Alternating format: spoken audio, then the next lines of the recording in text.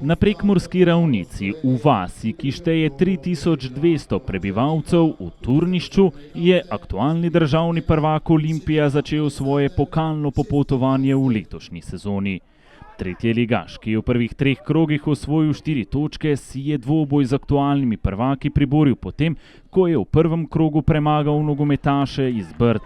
So pa bili Ljubljančani skozi celotno srečanje neprimerno boljši tekmec. Videli ste že poizkus velikonje po akciji Elekeja, ki je še enkrat poizkušal z asistenco in znova našel Etiena Velikonjo. Obakrat je bil na pravem mestu domači vratar Damjan Lebar. So pa nogometaši Olimpije, ki so bili veliki favorit tega dvoboja, narekovali ritem in imeli številne priložnosti. V 12. minuti jo je takole zapravil Blesinke Leke. V 17. minuti prvega polčasa je enega izmed svojih 3 strelov v prvem polčasu sprožil Miha Zajc, ki je poizkusil nekaj trenutkov kasneje, ko je v 21. minuti srečanja na levi strani prodrl Krefl, podal žogo pred vrata, Eleke pa je lepo nastavil za Miho Zajca, ki je meril za las mimo leve vratnice vratarja Damjana Lebarja. Slednji pa je končno klonil v 35. minuti srečanja, ko se je po tejle podaji z desne strani na drugi vratnici dobro znašel Blesinke Leke in poskrbel za vodstvo zeleno-belih. Nigerijski nogometaš je tako poskrbel za prvi zadetek zeleno-belih pod vodstvom Luke Elznerja v uradnih tekmovanjih.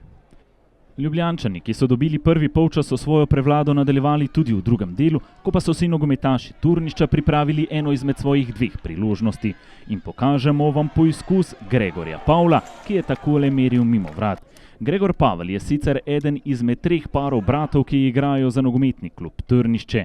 So pa imeli zeleno-beli kar nekaj priložnosti in so kar nekajkrat ogreli dlani vratarja Damjana Lebarja. V 61. minuti srečanja ste videli poizkus Alvesa. V 62. se je takole sam znašel Kiram, v 72. minuti srečanja pa se je tresel okvir vrat. Spet je poizkusil Alves, a je bila sreča na strani domačih nogometašev. Do konca srečanja vam pokažemo še poizkus novinca v dresu zeleno-belih Benka, ki je v igro stopil v 56. minuti srečanja, a je takole preveč ležerno poizkušal premagati domačega junaka Damjana Lebarja. V 78. minuti srečanja se je v eni izmed svojih številnih priložnosti znašel Etien Velikonja, ki tokrat res ni bil razpoložen. Je pa za svoj prvenec ob debiju poskrbel hrvaški golgeter Leon Benko, ki je v 85. minuti srečanja izkoristil tole nesebično podajo in zadel prazna vrata ter postavil končni rezultat srečanja v Turnišču. Turnišče Olimpija 0:2.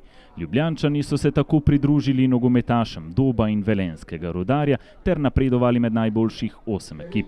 Preostalih 5 udeležencev bodo dale tekme prihodnji teden.